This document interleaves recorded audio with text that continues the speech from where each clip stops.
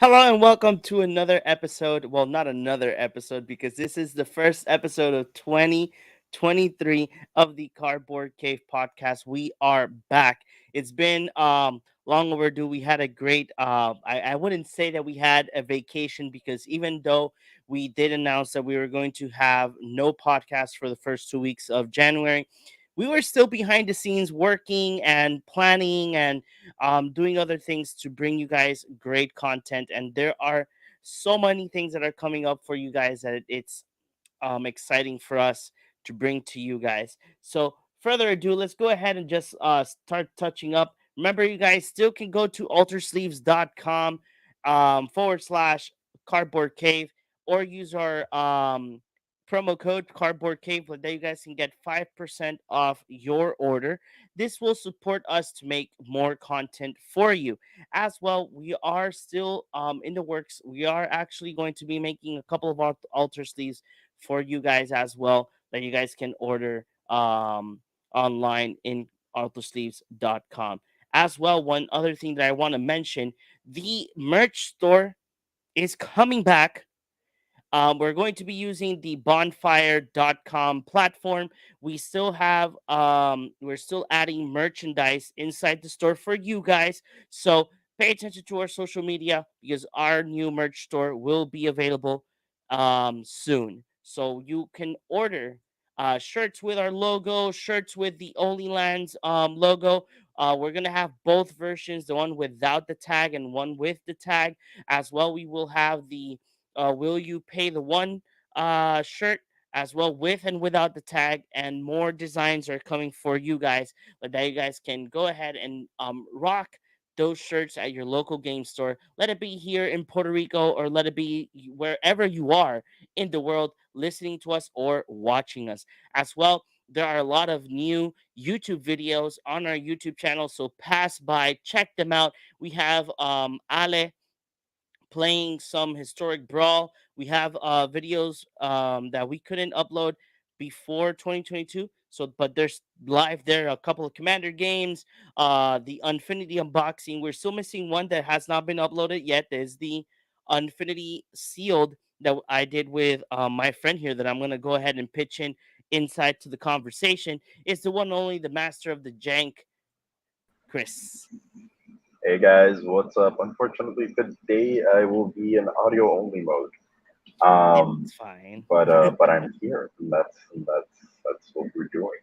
I'm Speaking of that, Infinity unboxing was so much fun. It's almost a shame that we didn't get to draft that with the whole crew because that's just so much fun. I know. It would have been fun. Hey, but nobody knows. One day, probably we'll just go ahead and see if we can find. I know that the unglued set is kind of very impossible to buy. It's very expensive booster box due to the fact that it has the OG John Avon lands. But either way, we can still try and see if we can find the what was the other set, unstable. Or we can try an infinity box one day and draft it among friends, and make a video out of it. I know that one thing that that I said to Chris, I think I said it to Chris and as well to our friend Carlos, because we did this past Sunday we had a cookout. A lot of us, a lot of group of our very special group of Magic the Gathering players, our big play group. We hanged out and played Magic, played DC, and as well we had our cookout. I was like, I told Chris like, I can't wait for our next cookout and that we could record it and say that we have our own cookout episode as well. Oh, that'd be sick. Heck yeah. you You know, actually mentioned that to Carlos, but you hadn't mentioned it to me, but that would be sick. I know it would be super super crazy and sick. Okay, so we got a comment in Twitch. So we got Mecha Geek. Hello, and Dios me lo bendiga. ¿Cómo están todos ustedes? We're doing great. We're doing You're great. doing great. Actually, Thank you. Thank you for joining us once more, Mega Geek. I You've always know. been around, and I appreciate the support. I really do. Yeah, so if you guys we don't know where Orengo is, probably he is busy. I know that he is covering Sundance, so probably he is watching a movie right now online. So I am my understanding. I think that he's busy on that as well. Our friend JP, he as well had a uh personal. I don't want to say issue, but he has a personal thing that he had to do today, so that's why it's only me and Chris. But we're gonna keep the ball rolling. So Chris, we didn't. I Hmm. think that that episode I was not there, but one of the questions that we did on our 2022 episodes is, and I actually did ask it on our TikTok, Hmm. is the fact that Wizard of the Coast is leaking a lot of all these cards beforehand, or is it Yeah. the fact that they're sending booster boxes to probably employees or probably content creators that they just, they're not going to say who they are, but they're opening these booster boxes and leaking cards because before the official preview release, 30 plus rares were leaked of this new set Phyrexia all will be one. So it's very interesting how these things happen, but officially, let me check first. Yeah, officially, we're almost to the brink of a full spoiler track. I have it right here. Let me go ahead and present it to. You mean of like all the cards in the set being spoiled? Yeah, exactly. Yeah. So, It really speaks as to like if it was some like grand marketing scheme by Wizards, like okay, cool, I guess. Like props. Um, but if it's not, it really speaks as to you know what kind of security measures Wizards is taking with their content. It just seems very irresponsible to just have most of your set leaked by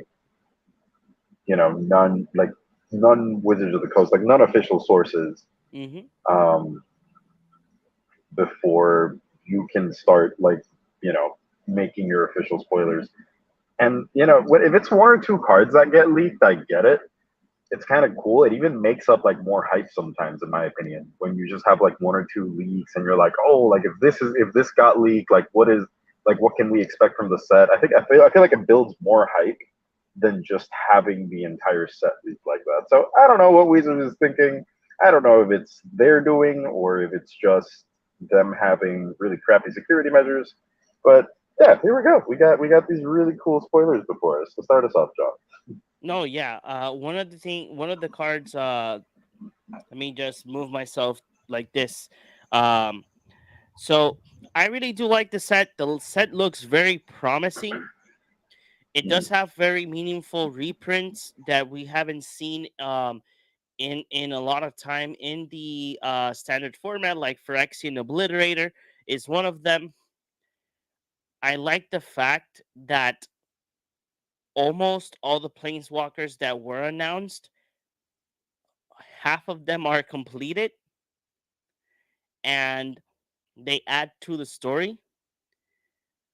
Some of them are okay. I do say that some of the others are very high cost. Um, there's a lot of cards here that I am actually super interested in. Just the fact of like what they do, what they synergize, and as well, if standard was, I would say, if standard was viable here in Puerto Rico, there would have been a chance that with this set, I would have come back to standard. There's a lot of cards that are standard worthy, I would say. Um, but my high are the planeswalkers, and I think that anybody that has followed us here at the Cardboard Cave, that they should know. They should know that me is just planeswalkers all the way. Let me remove our logo because it's like putting. Oh wait, I think I can make this just bigger. Boop. Now the logo's still there. But okay, let's remove it for a while. So so one of the cards that I actually caught my attention, and it was leaked yesterday. I do like. Had built token commanders before, but back in mono white a long time ago when Ixalan was still in standard, I used to have a mono white weenie deck that was based off tokens. And this card right here caught my attention. It's Mandrake Glory Dominus. It's two colorless, two white, legendary creature Phyrexian horror that says the following: if one or more tokens would be created under your control, twice that many of those tokens are created instead. You can pay Phyrexian mana or white mana and one, sacrifice two artifacts or two creatures, and put an indestructible counter on Mondarch Glory Dominius, and he's a 4/4. One of the things that I like about this card is that we're back with mechanics from New Capenna. There are these famous uh, counter counters that give like abilities to your creatures or to the card. And this card is bonkers because think about it. If you have five available mana, for five available mana, you cast the card. Let's say that they pass priority. You pay four life and one mana, and you give it indestructible. Obviously, if you do have the two artifacts and/or creatures, but this is the thing. If you mix this card with Power Stone token synergy, you're good. I don't know. You What do you essentially think? give Power Stones functionality when, for the most part, they're just kind of bad mana rocks. There are bad mana rocks, but in the case of sacrificing artifacts and/or creatures, Yeah, that's that's what what I I'm mean. saying. You actually give the Power Stones functionality, like instead of just being a tapped, like a bad, like A treasure bad mana tokens. rock, yeah. So do any Well, of these but hold cards on, catch your John. eye? Hold on. Hold on. Tell me, tell me. How dare you? The sheer audacity of skipping Mommy Norn. Well, we already spoke about Elishnorn. That was like the first card that we I spoke about. know, but come on, like come on, you can't just have her on screen and not talk about how Okay. amazing that The stupid reason card is. okay, the reason why I didn't touch the planeswalkers is because I know that everybody would expect that I was gonna say like, oh, let's talk about Jace.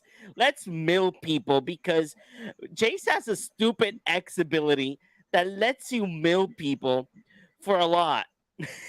So it's like, oh yeah, I really do like Jace because in regards to the mill commander that I have for my wife, that card is bonkers. But I was like, Actually, I'm gonna leave the other cards to mhm. Chris because we're gonna touch at least a couple of these cards tonight. But yeah, just to since even though we've already covered it before, I just want to like mention to everyone if you get your hands on an Elish Norn, just like just hold on to it. It's a Yes. really good card. I think it may be one of those cards. It's not going to be necessarily a staple, but it's definitely going to be one of those cards that you're going to look at and you're going to say, "Hey, if I can run it in my deck, why shouldn't I?" Like it's good in like in a lot of commander tables, especially because there's a lot of creatures that have really good ETBs in commander. So I don't know. I think it's a really good card. It's friggin' amazing, and we're gonna move on over here to our buddy Jace, right? Which we were already talking about. Yeah. The other thing that somebody mentioned was having a planeswalker you can keep casting for 3 in Muldrotha. So the idea here would be casting Jace for 3, minus Xing him to mill yourself, and then just recasting him whenever you need to mill yourself again, using Muldrotha's ability. For those who don't know, Muldrotha is essentially a 6/6 that lets you cast one of each permanent type from your graveyard. Like, just cast it as though you were casting it from your hand, right? So, Jace, that X ability that you were talking about is target player mills twice X cards. No, three So, times. let's say, what's that?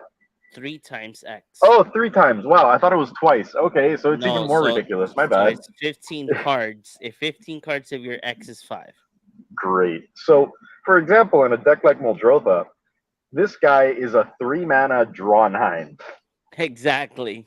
because he comes down with what, 2 less loyalty counters for his completed ability, correct? So that would Yeah. put him at 3 counters. So even if you just -3 this guy, you're still milling 9 cards from the top of your deck, and in Muldrotha, that's basically card draw for all intents and purposes. Correct. And in the case of a deck like I don't know which one is the deck that you were building for your wife, but like the mono blue mill deck. No, I was her commander is rogues. It's Okay, gotcha. black blue mill rogues. Yeah, I know which one you're talking about. But there's what's his name? I think it's Bruvac, Yeah, you mean the the one advisor. from from Jumpstart. Exactly. So with that guy, this is insane. Like you're milling 18 cards off of a player's library with you have like that guy on the battlefield, and you just alt Jace as soon as he comes down. So I feel like that Jace is gonna see quite a bit of play in mill archetypes.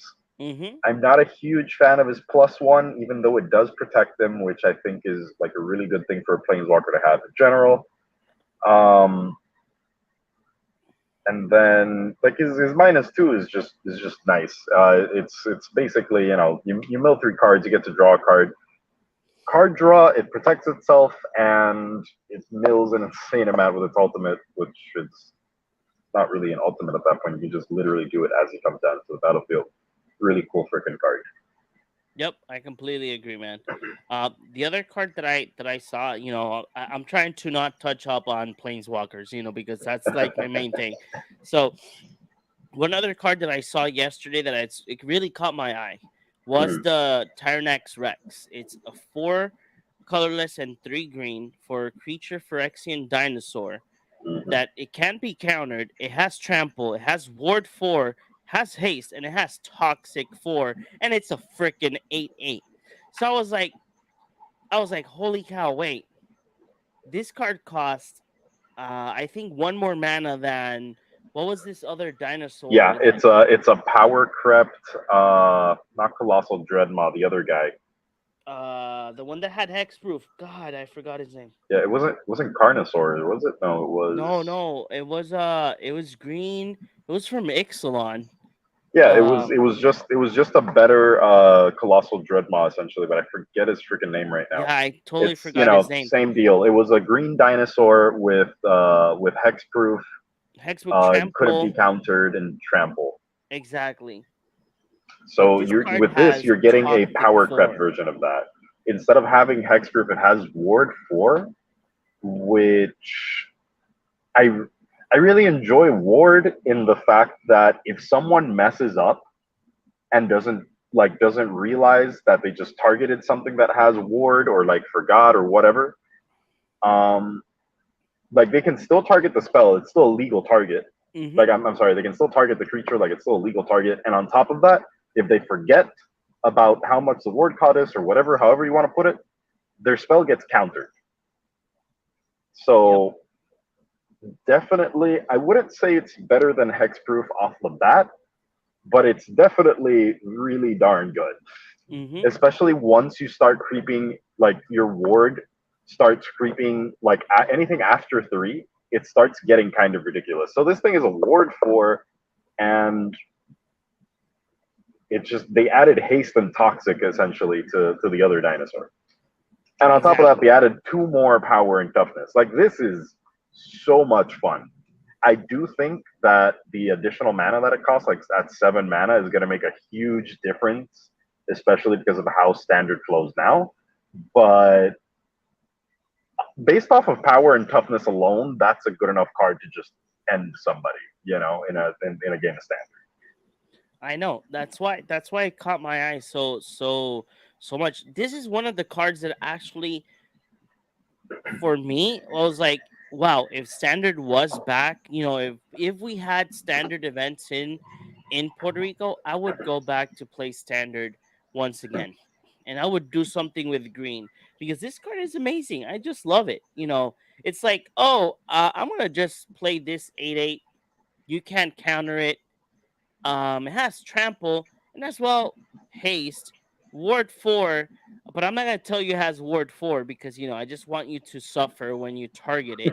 Um, and then it has toxic 4 because why not? I'm gonna give you 4 poison counters I like that as the well. idea of toxic makes infect viable in standard, but not just viable. Like it doesn't make it too OP. And I Yeah, that's really true. do hope that we are going to have the chance to see a really good or even decent, um, like toxic deck. Like it's really cool to see that they brought it back in a way that doesn't feel unbalanced because you I get imagine creatures that are mono black. beefy enough to take their damage and not be like a 1/1 to be able to balance it out or something, right? Mm-hmm. But also, you don't have to worry about, for example, the Tyrannax Rex killing you in 2 hits or having 2 poison counters on you and then this thing just coming down with Mm-hmm. haste and smacking face and killing you outright. So I think I'm hoping at least that it'll add like a nice element of pacing to the game in which it won't be as ridiculous as Infect, but it won't be underpowered. That's at least what I'm hoping for so far.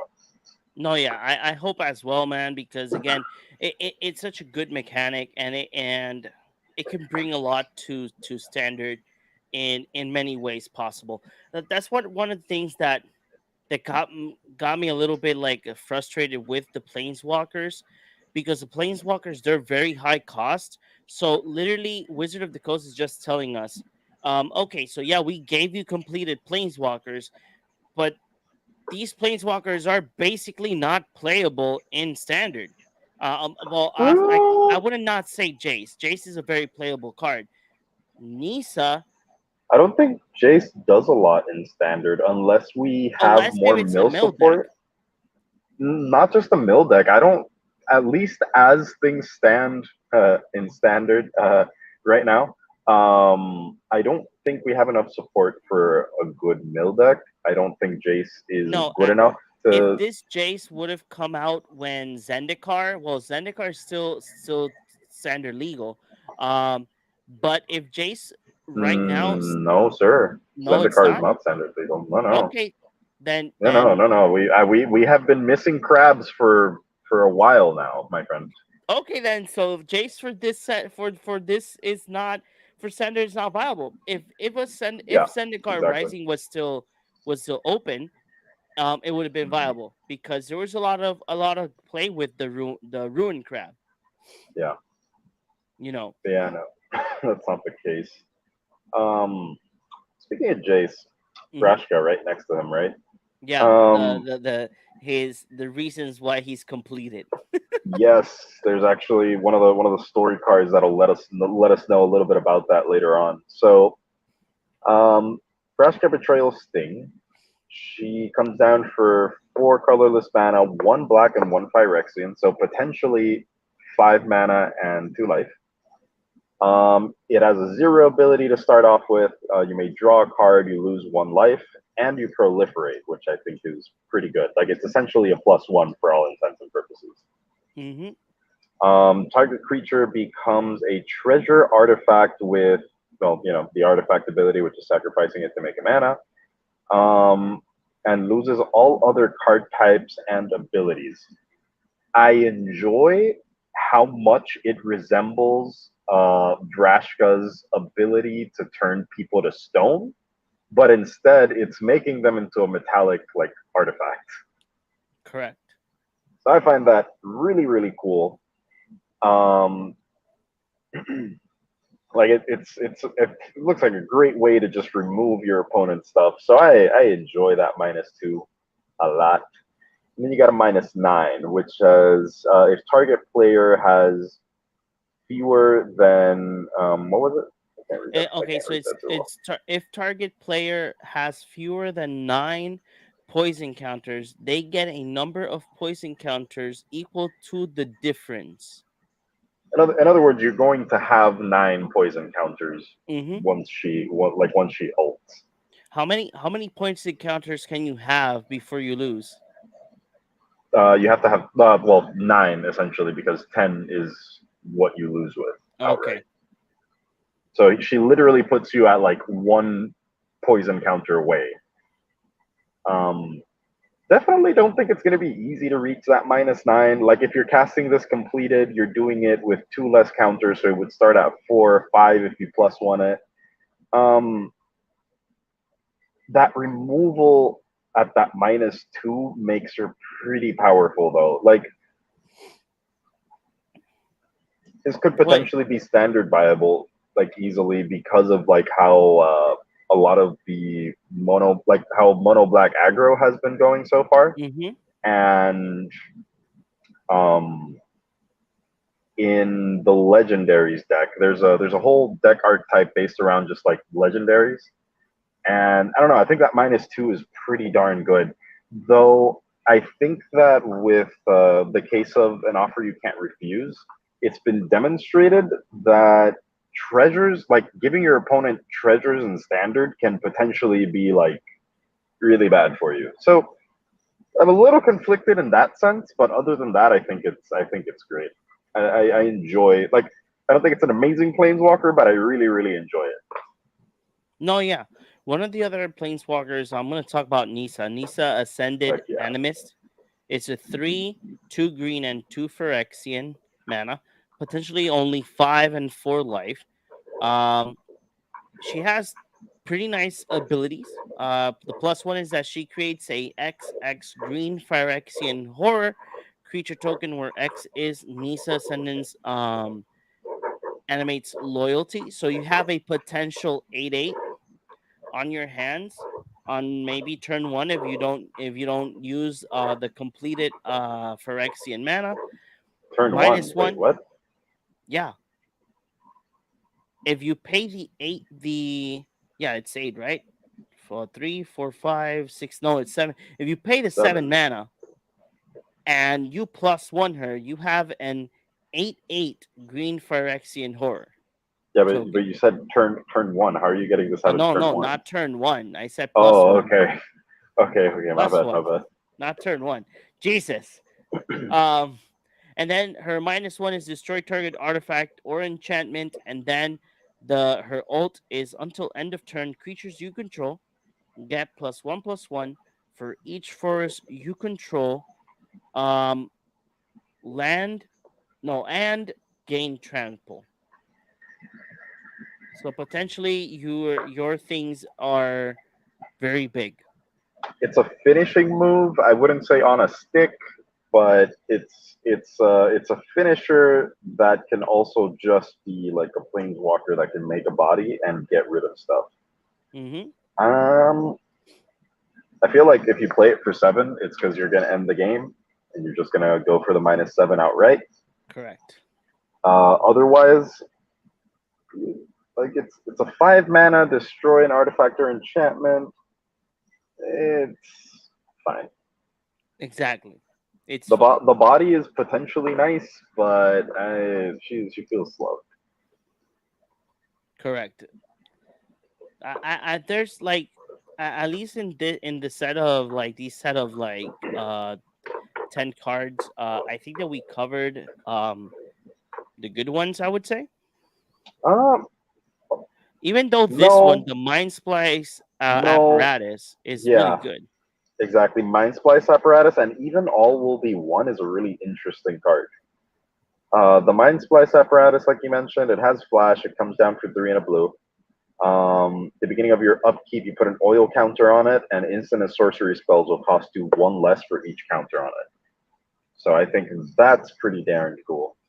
Yeah. I do want to point out that we have a Phyrexian dragon. I don't think he's amazing or anything, but it's a Phyrexian dragon that essentially has threshold for all intents and purposes because it Mm-hmm. costs 3 less if you have how many is it? Like 9 or more Nine or cards in your more. graveyard, right? Yeah, So nine he or has more. flying. When he enters the battlefield, you exile 3 cards at random from your graveyard. You can choose a non-creature, non-land card from among them, copy it, and cast the copy without paying its mana cost. It's not ridiculous, but it's actually really cool. Yep. I completely agree. It's a type of card that if there is enough mill support, a red blue mill deck with Jason the Dragon in it could be pretty viable. Yep. Let's see what All will be one is all another will be interesting one one. done. Whenever you put one or more counters on a permanent or player, all will be one deals the same amount of damage to target opponent or target creature planeswalker. or planeswalker that opponent controls. 4, 5 mana, 3 and 2 red. That's a Super Friends deck if I ever saw one. Like that's come on, John. You're gonna sit here and tell me you're not gonna stick that in your Super Friends deck? But the thing is that um the issue here in hand is that when I plus them, this won't do nothing. What do you mean? Because remember, loyal when you plus a Oh, planeswalker is not you're not yeah, you giving it don't an put additional counters on loyalty it. counter. Exactly. Yeah, When you play them, that's where you get the loyalty counters on. Like if you yeah. play this, if I have this in the game and I play, let's say, the fish deep glow, deep glow, Close cake. yeah, that card will go ahead and do Just and singe do everybody. damage. Yeah, Yeah. because just imagine the fact that I have, let's say, Nico Bolas, very high loyalty planeswalkers, and I double their counters. Now there you go, because when you put one or more counters, you're doubling them. So so it's really interesting, and it says target opponent, so it's really interesting. Would it put it in my commander? I don't know. Just a quick note that I also wanted to mention on Phyrexia Obliterator, which is above. Um, it's potentially not as good of a card for mono black and standard as I initially thought it would be. Why? Because of how the format moves, I would much rather have a Sheoldred, which costs one less mana, and even though it has one less toughness, it it has more of an impact once like in the game than Phyrexian Obliterator does, and because of how much two mana removal there is in the game right now. Like I don't know. I don't think it's bad by any means. I still think it's an excellent card. I just don't think that it's gonna like help out or like increase the win rate of mono black and standard. Yeah, Again, I not a bad card completely, by any yeah. means, but I don't think it's gonna like help the win rate out much. Okay, give me 1 second. Worries. Okay, so so here are the next 10 cards. Again, we're not gonna cover them all because we do have a bigger fish to fry. There's a bigger topic that we want that I really do want to talk about tonight. Oh, many fishies, many fishies. Exactly. So here's a couple 10 more cards. I do like the Sun Twilight cards. They're really Yeah, interesting. the Twilight Some of Cycle. Yeah, they're really interesting. Some of them are really fun, and I just gotta say, each one of them has like a unique. I do like the fact of the story behind the Twilight cards, because these are just monuments that the Phyrexians uh created for themselves. So each one of the Phyrexians, Elish Norn, uh Jintitaxis, what's the other guys? The Boring other Plex. Yeah, Warren you got Klex, Sheoldred and Hurbrask. they all made monuments of themselves to praise themselves. That was Selfish, like, what? selfish and egotistical. Yes, exactly. I was like, Oh, okay, real sure. quick, real quick. Don't scroll down yet. Encroaching Mycosynth. It's a Mycosynth lattice for 4 mana. That is insane. That is very good. That speeds up a lot of strategies that involve the like to be being able to Artifact. do stuff like the Vandal Blast to destroy everybody, stuff like that. That's really good. Yeah. That's really good. I enjoy it a lot. Um, the Dominus cycle, as we can now appreciate, like it's actually a cycle of cards. Really cool stuff. I like that we're getting a new Rat Commander. I don't know if we covered that one last time. I Um, think we didn't. But we did mention it in our Facebook page and in our social media. right. Another just like little note I wanted to bring up. The Wanderer and Koth are two of the planeswalkers that have not been completed. Mm-hmm. So that's really cool. Yeah. The Wanderer is really interesting card. 6 mana, 2 white and 4. She has an ability that no more than one creature can attack her. As well, the +1 is to flicker an artifact or a creature. Then it just flickers a card. You can create a 2/2 white samurai with double strike. Then the -4 is for each player choose a creature that that player controls. Each player sacrifices all creatures they control, not chosen this way. So it is a 6 mana board wipe. Um, it's pretty costly. It's still, I would say, it's still fun if you have a commander that likes to flicker things. It does give you a body, and it is a board wipe, but still 6 mana. I think it's a little bit too much. I do like Koth. Koth is really cool, at least for the mono red deck that I have. Commander with the Chandra one. So I really do like it because he has Cough Fire of Resistance is 2 red and 2 legendary planeswalker. Search your library for a basic mountain, reveal it and put it into your hand, then shuffle. It's its +2 ability. The -3 ability is that it deals damage to target creature equal to the number of mountains you control. And as well, the -7 that you can actually get pretty quick is whenever a mountain enters the battlefield under your control, this emblem deals 4 damage to any target. I really do like this card. I do like it because one, if you are a Rakdos commander and you like and you or a mono red deck, obviously in mono red decks you can have a hand of only lands. Wink, wink, buy our merch. Uh, but this card at least looks for you for basic mountains. So this card is really good for ramping. You know, it's a 4 drop with 4 loyalty that can be potentially 6 loyalty, and it search for a mountain, and then you have a removal for each mountain that you control, and then an emblem that as well works with your mountains. So it's pretty dope card. It's a pretty dope card. I like it. I think it's pretty insane that a four mana cost planeswalker is coming down with essentially six loyalties. Like, wow. I think that's a pretty good number. And again, like very much standard viable. I hope to see a few mono red decks floating about using this card because Yeah, I enjoy it. yeah. I completely agree. Let's go for the next 10. The might, the mighty might. That Yes. that is that is that is that that is a fantastic commander card right there.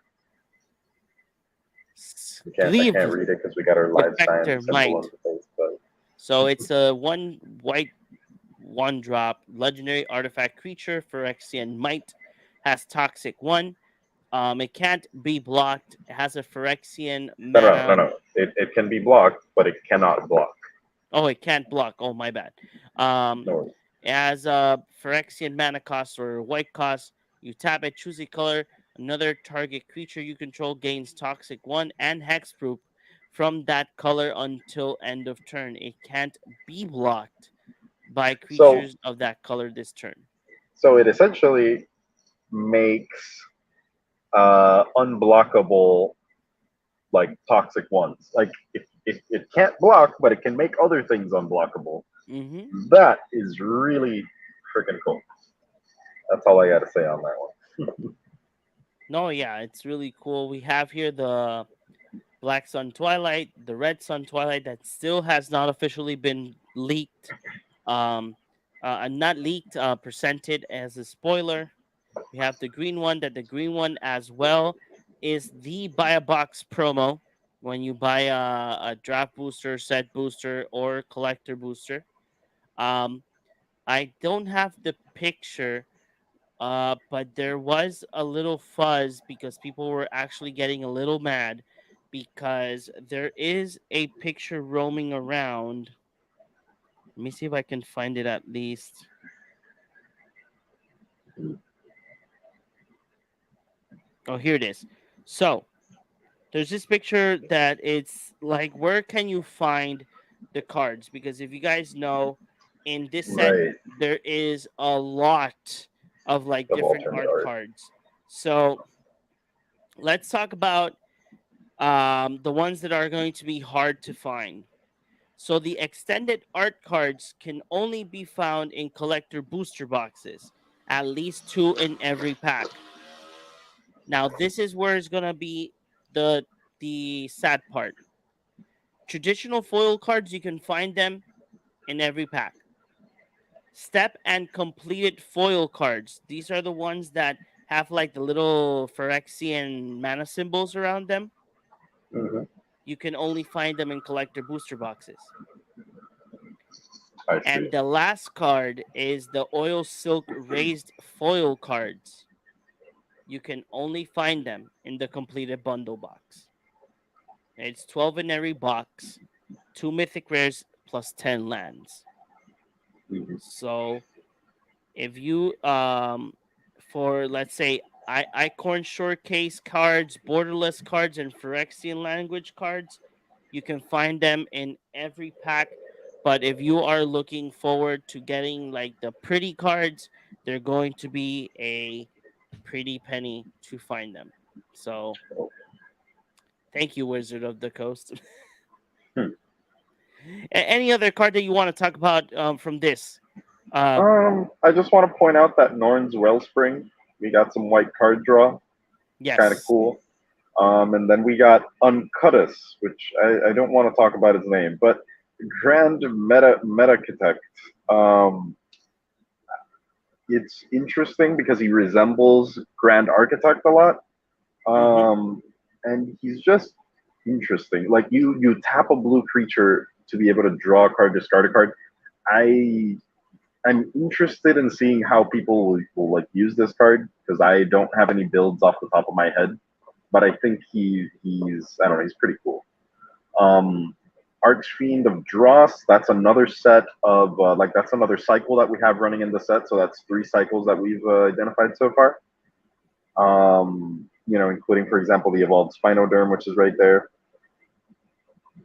It's Yep. all based on like at the beginning of your up, like it comes in with a certain amount of oil counters. You're going to remove an oil counter, and it'll have some kind of effect, right? In the case of Arcfiend of Dross, is that when it runs out of counters, you lose the game.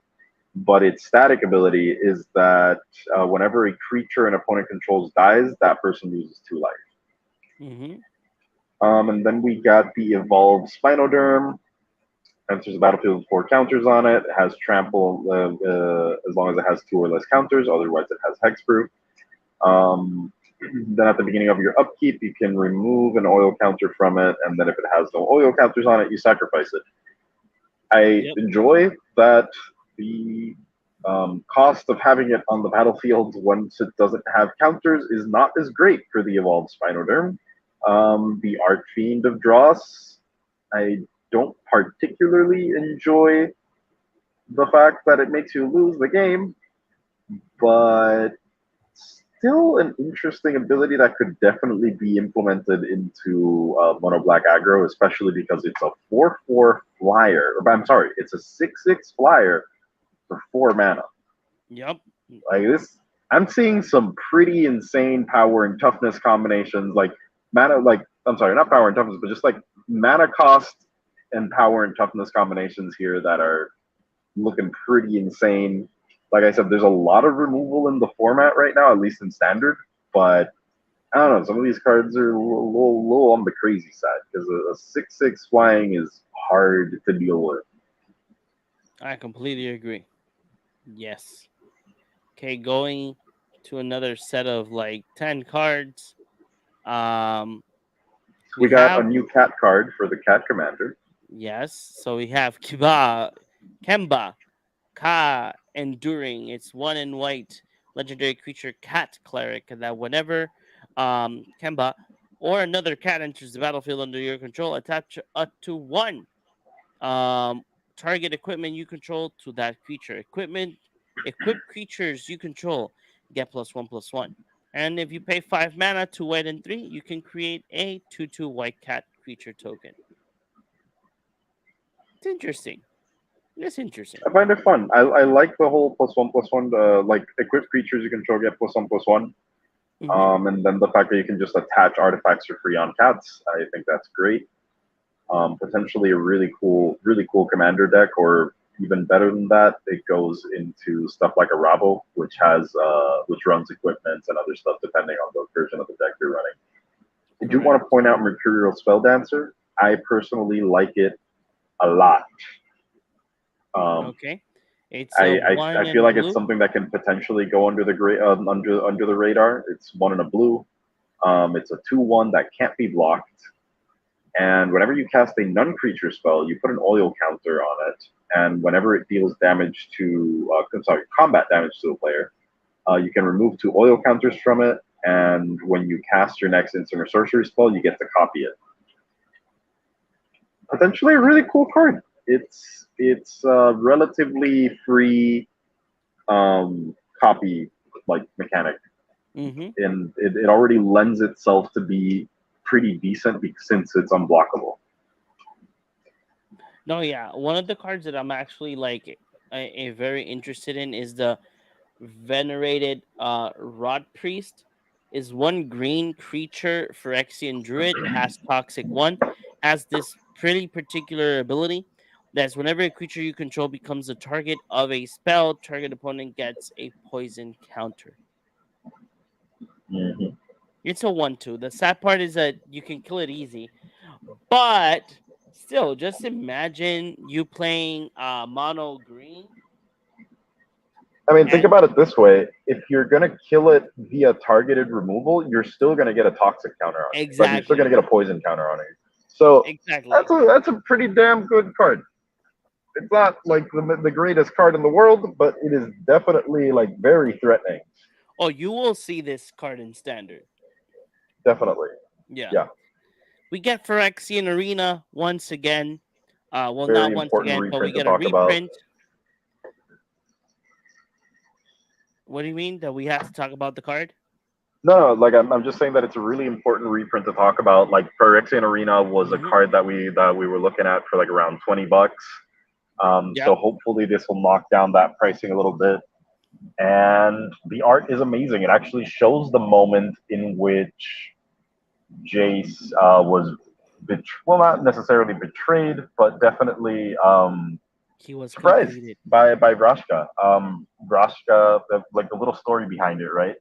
Is that when the planeswalkers arrived to Phyrexia, it seems like Elish Norn and the other Praetors had set various traps for them to make sure that they all ended up completed, essentially.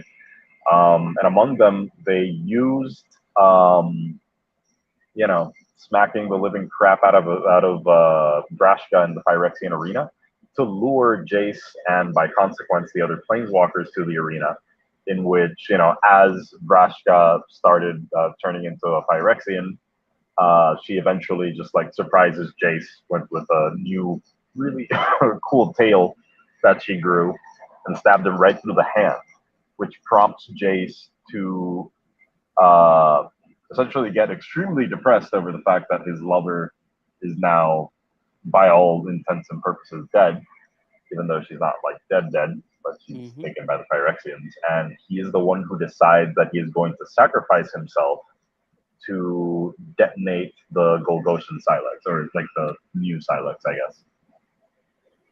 That's really cool. That's really cool. Let's talk about one of the cards that right here that's my bad. So we got Skrell's Hive is one colorless and white enchantment. At the beginning of your upkeep, you lose 1 life and create a 1/1 colorless Phyrexian Might artifact creature token with toxic 1. This creature can't block. So you're creating technically the same legendary creature but without the ability. But there's a thing. Yep, There is a new mechanic that's called Corrupted. As long as an opponent has 3 or more poison counters, creatures you control with toxic have lifelink. that looks like so much fun. I I know. honestly cannot wait to get my hands on both of those cards because I would love I think that's like I've been looking for a mono white commander slot for a while, and I think this is it. This is your moment. Yep, So start buying anointed procession. Um, correct. Yes. like that, you can have the token creators already. Mm. I like this one. Minor misstep is a very interesting counterspell with mana value 1 or less. So if it's 0, it will be It countered. is essentially mental misstep, except you don't have the option to use 2 life instead of the 1 mana to cast it. Um, Right. only issue that like I feel like this is even more niche than mental misstep since you don't have the ability to just cast it for free. A and B. Um, in standard, it might have some kind of impact on slowing down some of the decks at the beginning of the game, but I like mm, I don't love the card. And then in Commander, the higher level of play, the more useful this is. But Mm-hmm. if you're like in more casual play groups, like this essentially becomes useless. Because what are you going to do? Counter somebody's Soul Ring in like turn 5? Exactly. But in CDH is different. Yeah, in CDH, this has a lot more utility. And even then, like, I would prefer to just run Mental Misstep and probably just scrap it for Swan Song. And Swan Song is a card that I can consider like cutting from my counterspell slots. So that's where minor misstep is at. Okay. Let's go to the next 10. Most of these cards have not yet been properly Spoiled by spoiled. wizards. That's why they still have like these bad pictures. Uh yeah, this week is where spoiler season kicks in, so we might see. I don't think that the full spoiler will be available tomorrow, but at least by next week we will. So, you know, it is what it is, I would say. Is there any card that you want to talk about here? Here, not exactly. Maybe just mention the Conduit of Worlds, which is essentially a Crucible of Worlds. Mm-hmm. Instead, it costs 4 mana. It's green instead of being colorless, which is kind of interesting. And it has a tap ability. You get to choose target non-land permanent card in your graveyard. If you haven't cast a spell this turn, you may cast that card. If you do, you can't cast additional spells this turn. Activate only as a sorcery. So it essentially gives green an element of recursion in exchange for not being able to cast spells during the turn. Interesting card. Interesting card in my opinion. I don't know. I like it. I like it. It's very interesting as well if you think when you think about it. Let's go to the next 10. These are commons and uncommons. Let's keep going down. I do want to point out, like in general, how much I'm absolutely loving all of the white cards in this set because since they're all reminiscent of Elish Norn, like she's just like Yeah. her aesthetic just looks beautiful like I everywhere in like this set. I like this enchantment aura. Ossification. Ossification, yes. Enchant basic land you control. When it enters the battlefield, exile target creature, planeswalker, and opponent controls until ossification leaves the battlefield. This card is stupid. Again, going back to 2 mana to like those 2 mana removal spells. This is something that I think uh, like if you're running mono white or if you're running white in your deck, this is a really good card to run. I feel Yeah. to be able to deal against creature based decks, and especially because mono black aggro is like huge in the format. I like ossification is perfect because there's only one card that black can use for enchantment removal that I'm aware of, at least so far in standard, and it's from Midnight Hunt slash whatever. I forget the name of the set, but it's the one black card that destroys a creature or enchantment for 2 mana, and you lose life equal to its mana cost. So ossification, I think, is going to be a decent card to be running in your white decks.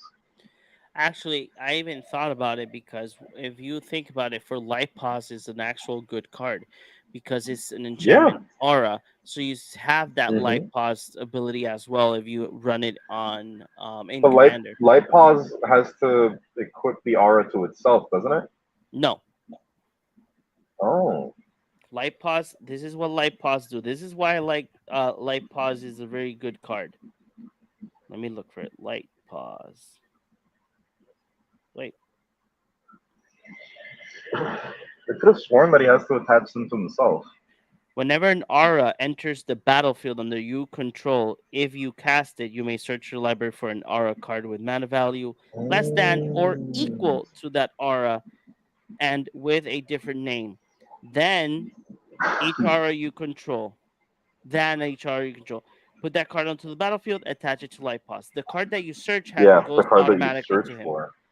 Yeah, Exactly. but not the one that you cast, so you can still just use ossification to look for another card. Okay, yeah, I like that. That's That's why really I cool was in light like, pause. That's why I was like, oh, when I saw it, I was like, oh, this is bonkers. Yeah, that's pretty cool. That's really, really cool mono white removal. Yes, it is.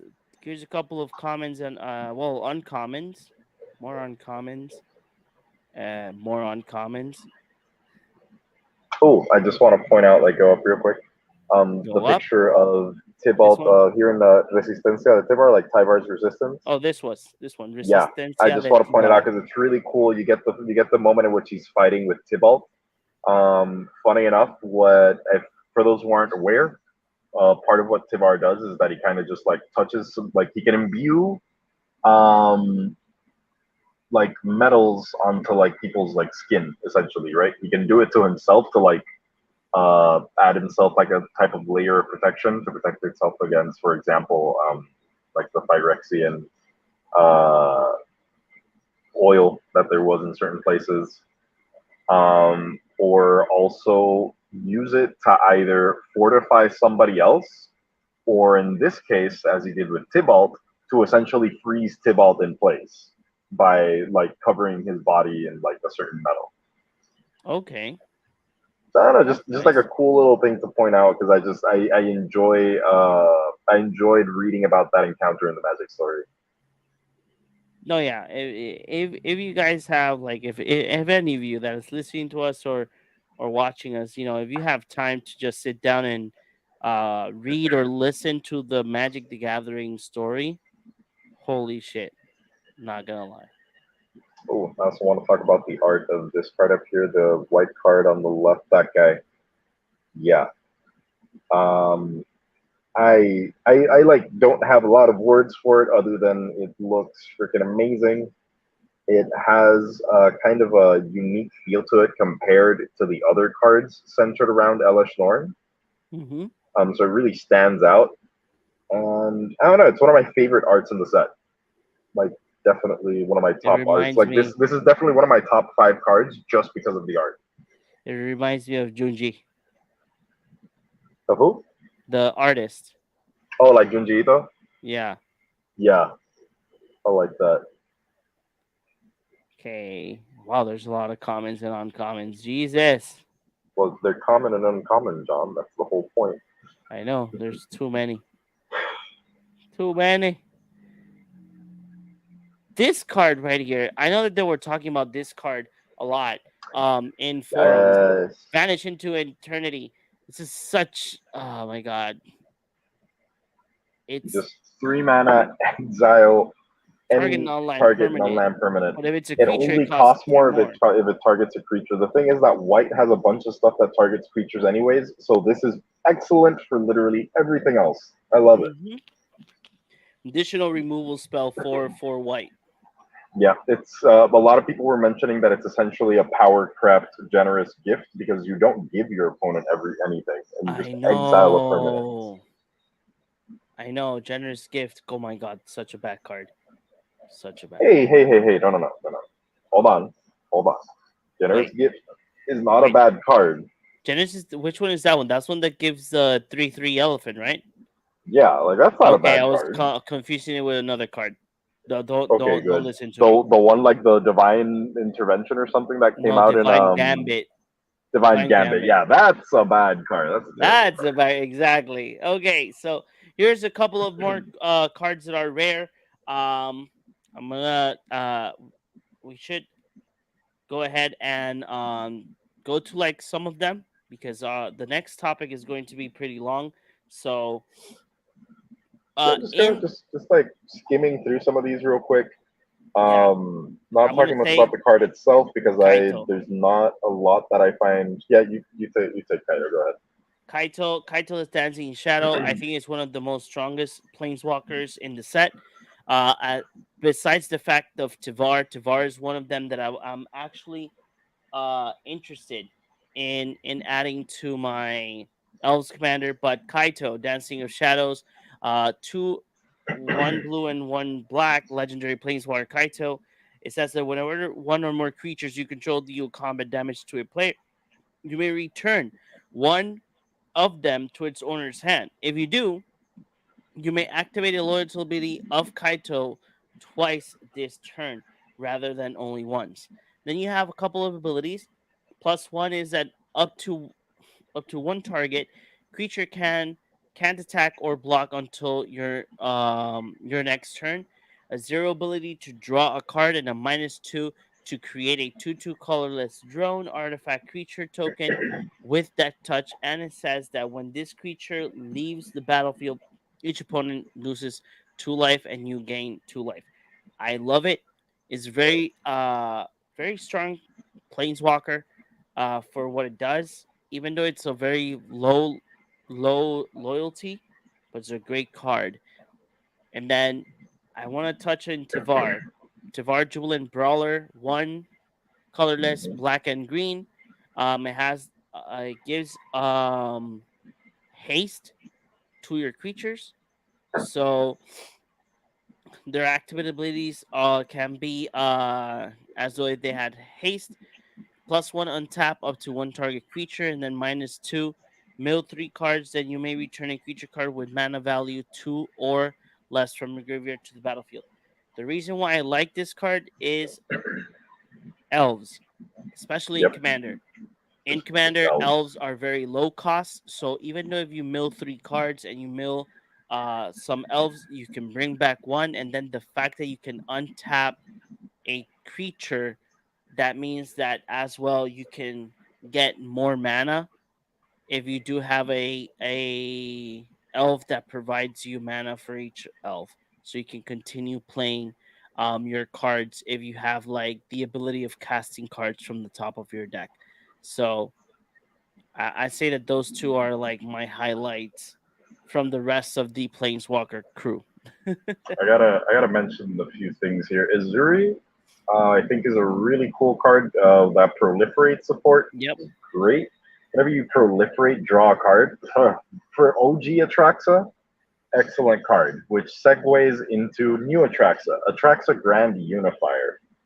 Um, she comes down for three, a green, a white, a blue, and a black. She has all of her OG like keyword abilities, flying, vigilance, death touch, and lifelink. And it's a 7/7. So far, it was looking pretty good. And then I read her ability. She enters the battlefield to reveal the top 10 cards of your library. For each card type, you may put a card type from among the revealed cards into your hand, the rest at the bottom of your library in any random order. I hate it. She comes down for 7 mana, Mm-hmm. and all she does is potentially draw you some cards. On average, like I don't expect this to be getting more than like four, maybe 5 cards off the top of your library. I don't like it. I really don't. What is interesting about Atraxa's card though is that it seems like we're having a new card type being introduced in the set, which is battle. However, we have not seen a battle card be spoiled just yet. So I think that's interesting. It gives us something to look forward to. So I think it's a really good spoiler, just bad card. I don't like that it's in the mythic slot. Like, eh. Yeah. Kaya is a pretty terrible planeswalker. Like it's cool. The -3 is real I interesting, but it comes I down to actually 7. liked Kaya when I read her abilities, but when I saw the mana cost, that's when I was like, no, you're bad. Exactly. Yep. Like the abilities are fine. The mana cost, ridiculous. Hmm. And quick other thing that I wanted to mention, Luca. For those who aren't aware, like I'm not even going to talk about the Planeswalker and its abilities. It's cool, whatever. But for those who haven't been keeping up with the Magic story, Luca has literally nothing to do here. Like I don't know why they brought him up. He literally just made it here to get completed. Luca actually got completed because against Nissa's judgment, like Nissa is like essentially telling this dude, "Hey, what you're trying to do is a bad idea," and he still went along with it. The dude decided to bond with a Phyrexian creature. Like that's his whole deal. He like bonds to animals. Yeah, he bonded to a random Phyrexian creature and thought everything was going to be just fine. Oh, Luca, you're just such a special cookie. Yep. Like for starters, he planeswalked and he just like he essentially appeared separated from everybody else. Like everybody got scattered about, but Luca was like the worst at it. And the worst part is that he's very arrogant. Like as a character, he was just extremely arrogant, and now he's been completed because of his arrogance. Oh my He god. has no reason to be there, and he got completed because he was an idiot. That's it. Oh Lord. Can we call it lazy writing? Oh boy, like we can make a whole other episode just about Wizards writing, my guy. Oh God. Is there Oh, any card that you want to mention from this set? actually, yes. Go up just a tiny bit so I can see her name real quick. I forgot Glissa? her name, but it's the yes, that's Glissa, right? Glissa Sunslayer. Okay, that card. It's not. How do I like? Well, for my deck is. No, no, no. Like it's a pretty damn good card. The only thing that I would be concerned about in a commander Mhm. table, especially in higher power tables, is that she's gonna get countered, destroyed, Oh yeah. like damaged, like sniped This so card much. is this card is to be in your 99. You know what? No, not necessarily. I think she is a good card to be in your command zone. It's just that it's a threat. Like it's a That's what huge I'm threat. saying. That's what I'm saying. You know, like At the moment that in your play table, they see that that's your commander. Like let's say for instance myself. yeah, Let's you're say getting that I bullied change my automatically. commander instead of using what's her name? I forgot her name. Lateral. Lathril. I go Yeah. ahead and change Lathril for Glissa, and then I will be the target because I know that people will know that in the 99, the fact that I want to look for Lathril to just make my tokens and then have Glissa like, oh, here's the commander that it's going to either let me draw a card, lose a life, and then or destroy target enchantment. You know, if people are just Mm, gonna put the target on you, no questions asked. That's what they're gonna do. yeah. But yeah, just so everybody gets a little bit of context here, I can't see her mana cost because the live It's thing is three. covering up the mana cost. All right, so she It's comes three. down from 3. It's one colorless, one black, and one green. She Mm-hmm. has first strike and death touch. And she's a 3/3 Phyrexian zombie elf. When she deals combat damage to a player, you choose one. You either draw a card and you lose one life, you destroy target enchantment, or you remove up to 3 counters from target permanent. The most relevant ones here being destroying an enchantment or drawing a card and lose one life. What's interesting about her is, on top of all this, the first strike death touch combination. When this thing comes to your face, you are faced with like a few decisions very quickly. Um, what am I willing to lose to block this thing because I like When it smacks you, you're either going to give your opponent card advantage or you're going to lose an enchantment. Or you can block it and basically lose a creature by default unless that creature is indestructible. Like this thing is threatening all around, and I freaking love it. No, yeah, it is. It is, man. I gotta say, I like it. But I put it in my 99 just like that. I don't get targeted. Um, Here's a couple of more cards. There's this other mechanic that's called for Mirrodin. That's Yeah, when this equipment enters the battlefield, create a 2/2 red rebel creature token and then attach it to it. So it's like other equipments that were in previous sets, or the living weapons mechanics that it creates like a token and you attach it automatically.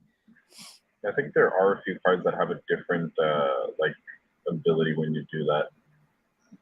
Yeah, I Like think so the as four well. Mirrodin thing is different on the other ones. I just didn't really pay much attention. Oh, I do want to. No, no, no, don't, no, No, no, no, no, yeah, go up, yeah. I'm go just up. looking at what is it. So we have a Yeah. sword. We have a staff of completion. What's the other card So that looked staff very of interesting? completion, just to like put things in perspective here, right? Staff of completion, staff of domination with lightly different abilities, and you pay life instead of paying mana. So first one Yep. is pay one life, you destroy a target permanent that you own. Pay two life, add one mana of any color to your mana pool. Pay three life, you proliferate. Pay four life, draw a card. And for each of these abilities, you have to tap the staff and pay the life. And then at the end, you pay five and you untap the staff. The other thing that's important to mention is the Sword of Forge and Frontier. This, if I'm not mistaken, completes the sword cycle. It gives a creature +2/+2 and protection from red and from green. Whenever equipped creature deals combat damage to a player, you exile the top two cards of your library. You may play those cards this turn, and you may play an additional land this turn. Really good for extra combat decks, in my opinion. Um, I don't see it having that much play in a lot of other decks, but definitely like a mono red like extra combat deck or anything just involving extra combats. I think it's a really good card because it'll give you that extra advantage when you start smacking opponents in the face. The Filigree Silex. It's the Silex made by Saheeli. That's the only real reason why I wanted to point it out. But just to go through its abilities real quick, you can tap it to put an oil counter on it. You can tap it and sacrifice it to destroy each non-land permanent with mana value equal to the amount of oil counters on the Filigree Silex. And you can remove 10 oil counters from the Filigree Silex. Um, I'm sorry, not 10 counters from the Silex. Remove 10 oil counters from among permanents you control and sacrifice the Silex. It deals 10 damage to any target. Mm-hmm. Not great, but cool, I guess. Yeah, I completely agree. Then there's this soulless jailer. There was a card that was really had a lot of like buzz when it was leaked. Yeah, That's totally. Phyrexia and Golem permanent cards in graveyards can't enter the battlefield, and players can't cast on creature spells from graveyards or exile. Mm-hmm. Oh, another thing that I liked actually is right above that one. It's the Juggernaut. You can make a Juggernaut tribal deck. Yep, that is It's true. uh, it's a really fun card. It says that all Juggernauts you control have to attack each turn of Fable. Can't be blocked by walls, but it makes all of your other creatures have base power and toughness 5/3, and it makes them Juggernauts in addition to their other types. This is such a fun card, and I would definitely make a colorless deck out of this because it's just easy to. Yep, it's really fun. There's a lot of fun cards here for Commander. A Yeah, exactly. couple of more what you call it commons and We got commons we got we land. got another bomb cycle basically is what we got over here with Yeah, the these are like the sacrifice the that's bomb skull. the bomb skulls. We have the cycle of these lands. These are fast lands, are these Yeah, right? control two or fewer lands. Yeah. Exactly. So we have these lands back. A lot of people are very excited of these coming back because some of these are pretty expensive still. Um, if you want to get them, uh, like I got my Seachrome Coast. I remember that.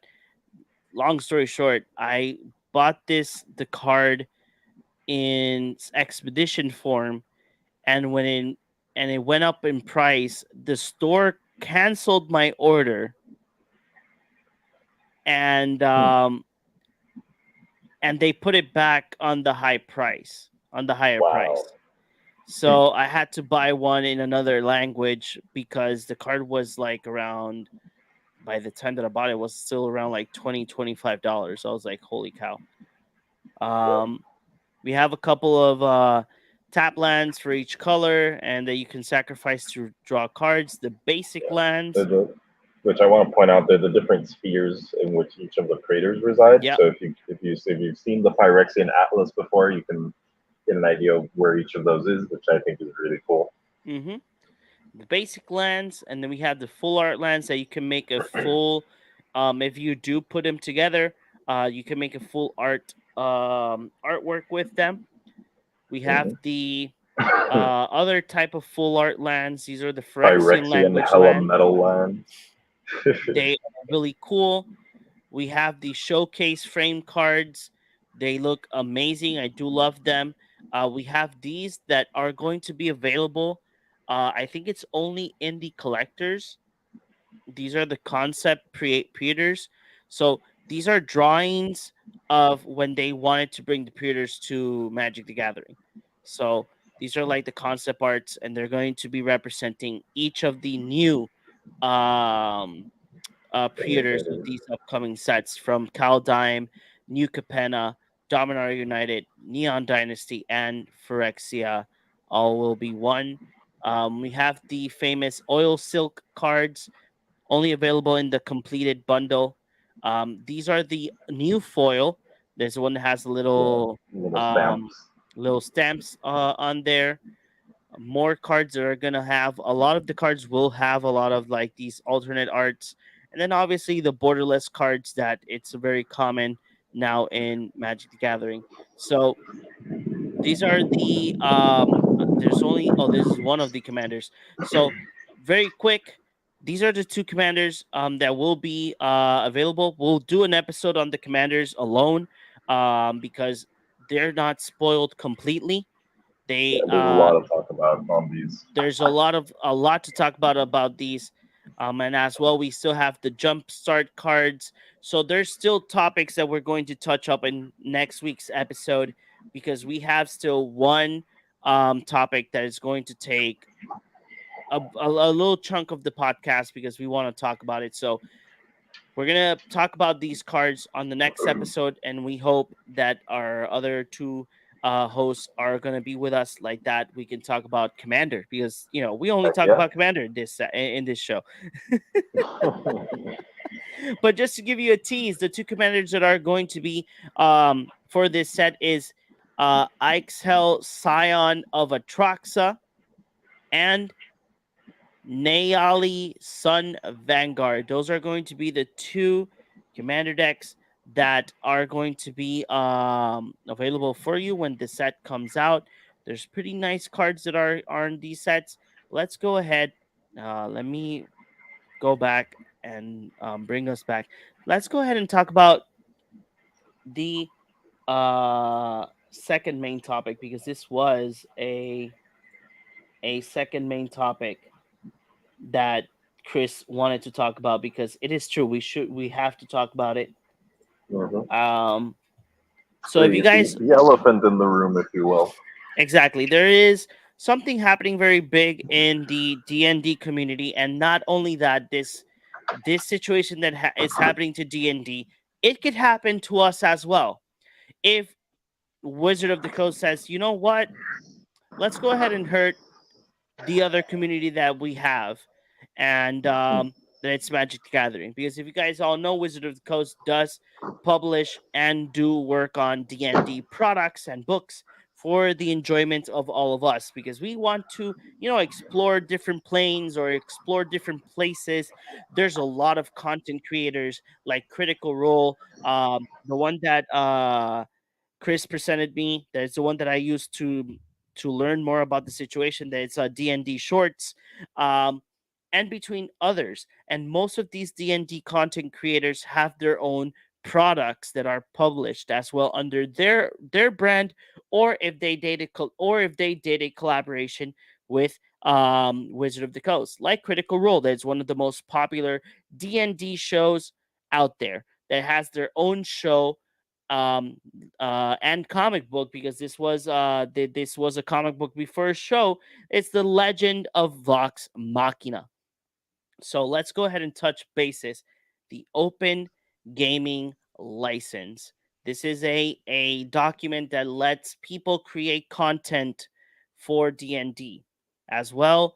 Uh, Looking at the videos that Chris showed me, if this turns around as well to Magic the Gathering, this hope it doesn't, but just putting it out there, for us here at Cardboard Cave, it would be, we would be making a statement, as well as Critical Role did, saying that we're just going to continue making content and see what the future brings us to the float. So, for more details about the Open Gaming License, Chris, go ahead and take over for explaining what the Open Game License is. Long story short, part of what the open gaming license does, its whole deal is allow the people to make content and sell that content and own this content that they're making, right? Based off of the like the content that was originally made by Wizards of the Coast and the bit before that, the SRD. Um, the thing here is, and why like there's so much community outrage, if if everyone hasn't already been keeping up with the issue, is that again the OGL is supposed to allow people to create content. It's supposed to allow us to just create this whole sense of community to be able to um, publish these creations for other people's enjoyment, right? Um, and what Wizards of the Coast attempted to do was um, make changes to the OGL essentially in secret, because they took these changes that they made to the open game license, and they sent it over to a handful of creators and told them, "Hey, these are the changes that we're making. If you don't sign this document in 7 days, we're taking away your licenses," which means that they just can't keep creating content, and that they would have to stop. Like, it's essentially a cease and desist at that point. Mm-hmm. Not only is that terribly terrifying, the fact that they could even do such a thing, they put all of this behind an NDA so that they couldn't, tell anybody Talk about it. about it. Thankfully, someone, one of those creators that got this document, started leaking it, and that's why we know of what's happened. Because once Wizards was to publish that document, which was originally supposed to be published on January 13th, it would mean that it would have, it would have been in effect, and these people would already be under contract, and they wouldn't essentially be the owners of their content. Because what the new OGL, or I think it's called the OGL 1.1, is what they're calling it, was proposing, or imposing more like, was if you make over $75,000 with content based off of D&D, you would have to pay royalties to Wizards of the Coast. And we're not talking about like a 7%, which is a sizable chunk, but it's still, pretty high up there. We're not talking about like a 10%, which, to put into perspective, when you own 10% of something, like usually, like if it's like a company or something, you're like one of the like major like stockholders. No, we're talking about a 20 to 25% of their revenue, which is absolutely insane. Um, they wanted to make it so that, and like the wording that was used here is really important, right? Wizards of the Coast in their OGL would tell you, like the new OGL, they would tell you, oh, all of the content that you make is still owned by you. And then the second sentence is what hits you because it says, oh, but you give us a non-exclusive agreement that whatever you make, we can essentially use however we like. So making D&D content automatically would have made it so that Wizards of the Coast can just steal it from you, use it however the heck they like. So it's basically not yours at that point. Mm-hmm. So we're talking about stealing content from creators. We're talking about essentially stealing money from creators, like them having to pay you an insane amount of royalties, all because they're jealous of companies like Cobalt Press and I forgot the name of the other guys right now, but essentially all of these other companies that make and publishers that make D&D content for the community and sell it. They like the executives as Wizards of the Coast are just angry that these people are making so much money off of it. Like it makes their blood boil. Um, and this is something that has come from legit sources from inside of Wizards of the Coast that have been confirmed by other creators, that have been confirmed by other really prominent sources when it comes to the topic. There is everything that I've mentioned so far, and a lot of the other stuff that I can talk about is apparently just the tip of the iceberg. There's more information leaks coming. It's just that right now they've been taking it real slow and being really careful because they want to make sure that the identity of the people who have leaked this information for us is not exposed. No, yeah, But actually, D&D Shorts did mention on today's video, the one that you shared with us on the D&D chat group. He did mention that there's a bigger video coming out tomorrow. yeah, which will be exposing absolutely everything that Hasbro and Wizards of the Coast have going on behind the scenes. There's apparently this Exactly. kind of Hasbro major monetization phase plan that they had going on with Wizards of the Coast, and it's absolutely insane. I don't know what's going on there yet, but that's what people have been saying so far. Again, all of this information is coming to us relatively slowly because the identity of the people that have brought us this information is trying to be protected as much as possible. Exactly. Um, One thing that you guys can do, I understand that probably you guys are excited or have been playtesting the D&D Beyond app or been using it, but go ahead and unsubscribe to the D&D Beyond. This is sending a message to Wizard of the Coast saying to them like, hey, you're affecting the community. It's something that here in Cardboard Cave we've mentioned a lot. When the $1,000 booster box with 4 booster packs came out, we here in the Cardboard Cave said it. Don't buy it. Send a not just message. not just don't buy it. I mean, it's going back to the concept that we've spoken about many times, and it's companies don't understand any other language than money. Mm-hmm. Exactly. And the only way for you to let a company know that you're really messing with the community is to speak with your wallet. And I feel like the Magic community spoke with their wallet when we got the anniversary set. Yep. Um, and now everybody, like the D&D community, most definitely very loudly spoke with their wallet when they started unsubscribing from D&D Beyond.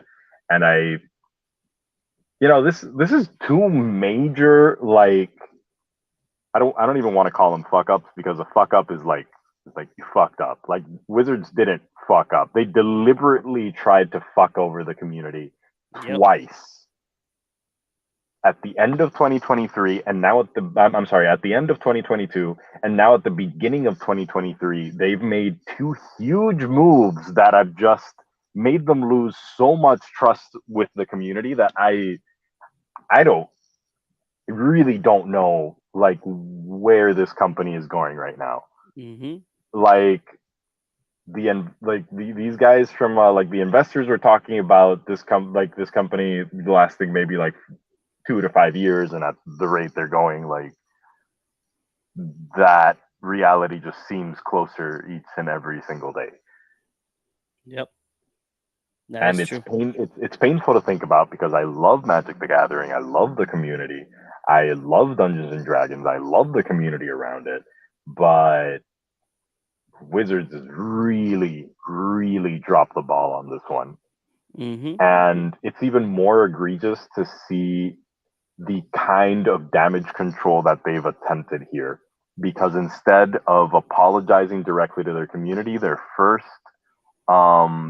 reaction was essentially to try and gaslight it, Yeah. which was actually mentioned in D&D Shorts video. Again, a lot of what we know here at the Cardboard Cave podcast from this comes from D&D Shorts. So huge shout out to this guy, like for his content. I love everything he makes, and then he's been talking a lot about this as well. So like it's That's one of the great. things. I'm gonna be Mhm, honest. When Wizard of the Coast made the announcement of how D&D Beyond was going to be updated, that you can play anywhere at any time with your friends with 3D or 2D platforms on the app, I mhm. was super excited because I was like, holy shit, I want Yeah. this. Because I was like, Mhm, okay, this gives me a chance to be like, hey, Chris, how about we do a group and just play online? You know, mhm. because sometimes it's pretty hard, especially Chris and I, that we've been in different Scheduling. campaigns, and Mhm, usually a friend is not available to be on the table. But hey, how about we change it up a little and let's make our play group online, an online play group to play mhm, D&D. And there's so many things that you can play as with D&D platforms, because right now, for instance, I do have the Doctor Who platform. I do have the books. I can make a Doctor Who campaign. Our friend mhm, Gile has Star Trek. He has a lot of platforms that he can do a campaign out of. And if you're a very hardcore D&D player, sometimes make your own brew. Oh, let's how mhm, about we make a Pokemon one, even though there's one already, an unofficial one, but you know, mhm, but you can create. That's the whole point of this, is to create content or to create a new world. The whole reason why we exist, why content creators exist. Some of them are doing it um for the fame and glory. Some of them are doing it because they want to explode their creativity. And then there's us that we just want to like talk about Magic the Gathering and about other TCGs, and as well just have fun, because this is an exit to what we have to face every day in the morning when we go to our 9 to 5, or when we have to face any type of like issues that we have to like encounter, or if during the day something happens and we have to be like, shit, I'm gonna be honest with you guys. This morning, I had to go to the to the vet for my dog, and I was like, shit, I'm gonna miss a couple of hours of work. Um, and I was worried because even though I don't miss work, but one gets worried as an adult, right? You know, and then for me, when I got even though I got early here at to my workplace, um and then all day I was just thinking like, shit, I just wanted to be the podcast. I just wanted to yep. sit down, relax, talk to my friends, and talk about the topics that we're gonna bring to our listeners. So these changes of Wizard of the Coast, yeah, there might be a chance that we won't have Wizard of the Coast in a couple of years if they don't change their pace or their actions. It is true. Man, it's honestly not even about changing pace and actions at this point. It's just cleaning cleaning house and switching up their whole strategy because if they keep going down this road, like I don't know if we're gonna have a game of Magic the Gathering. I don't know if we like D&D is never going to die because D&D like people just move on to other systems. It doesn't matter. Like that's a community that no matter what you do to it, it's like it's Exactly. You basically. can continue. If you have all the books, you're fine. But unfortunately, I could sit down and make a set of Magic the Gatherings for myself, but it's not how that works. It's a card game, it's a Exactly. product. It really is a shame. It's Yep. just it's just a shame that Wizards of the Coast has had something so good going on for 30 years, and then ever since 2020, they've been Ever since Hasbro. sinking the ship. Yeah. Ever since Hasbro. Yep. That's the big fish. That's the big fish. Hmm. Like I'm gonna say the same thing that I said in one of And the other honestly, you know what? podcasts. It's not even. And I'm sorry to interrupt, John, but like, No worries. it's not even a Hasbro thing apparently. Like from what some of these sources from inside of Wizards of the Coast Mm-hmm. have been saying, like this is the people at Wizards just being garbage. Oh Like wow. they see like one of the words that they used that is being quoted from one of these sources was Wizards of the Coast sees essentially their consumers and the people that play like their game and stuff As an obstacle. as the obstacle to their money. Yeah. That sounds so ridiculous and unrealistic. How can you say that the people that are buying your product are Exactly. the hindrance? Like, how is your community? Like, we apparently just learned that they don't even look at the feedback that you give that they ask you for on their surveys. That's true. You know, But okay, that alone is ridiculous. I got a question for you, Chris. And Mm, I'm gonna ask this question to the other guys when for next week. I'm gonna put it in a sticky note and mhm. and like that I can remember. Yeah. Let's say that Wizard of the Coast crashes in, I don't know, 4 years or two. Let's say two. That make it a little bit much more. Um, what Man. TCG will you touch bases again? Like Wow. Magic the Gathering is gone. Which TCG would you just like be like, okay, MTG's gone. What am I gonna do now? Huh. I already have mine. I Actually, already have mine really, because I already really good played it question. before. Problem is, I haven't really found, like personally, right, through playing other TCGs, I haven't found a TCG that has the, I guess, flexibility that I feel with Magic. Mm-hmm. So it's actually really hard to figure out what I would like to transition to, but I think I would be willing to try Force of Will, and if not, I might just move into One Piece actually. Okay. I would Just transition. because My it's like a transition is new game and very it's kind of interesting. But actually, actually though, the one that I would definitely pick up out of now that I just like actually gave it a little bit of thought would probably be Flesh and Blood. actually I didn't talk about that one, but yeah. But for me, for myself, I would touch Flesh and Blood because I used to play Flesh and Blood when it started. Hmm. But a TCG that I would like get back into because I got to play competitive for a while, and Pokemon. it's Pokemon. Yeah, Ah, there you go. I'll get back to Pokemon. Like instead of Magic the Gathering posters, you'll see like Pikachu's and Snorlaxes Pokemon the behind me. Gathering. Let's go. But that would be a TCG that I would like get back at to.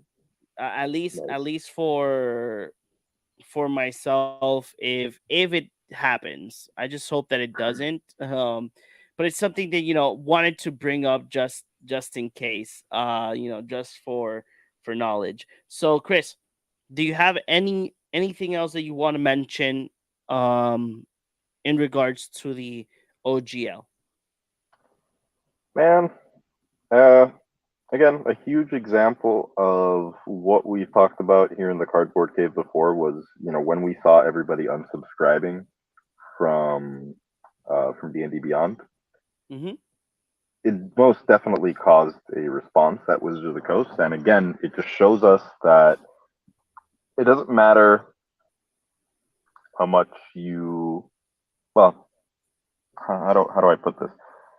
You can make a huge fuss online wherever you want, and yes, there will be people that'll hear you out, and a lot of, and you'll definitely get people that'll stand behind you. But no matter what, at the end of the day, the only language these companies understand is money. And once the consumer base speaks with their wallet, is when we can start, fighting back and Mm-hmm. trying to get what we want. Um, Also, don't let the legalese that a lot of these companies use lull you into a sense of comfort. Read very carefully. And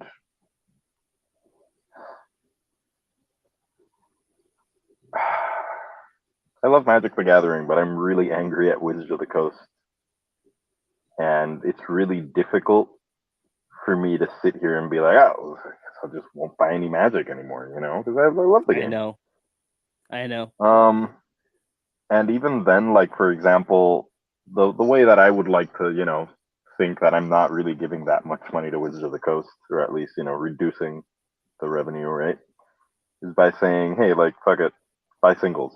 Because if there's one thing that we've always said on this Mm-hmm. podcast is, if you need something from a set, if you really like what you're getting, etc., buy singles. You know, so Yep. it's My definitely the way to singles, go exactly. to get the most of your money out of it. But even then, man, at the end of the day, if you're buying singles, it means that someone has to buy a Wizards product.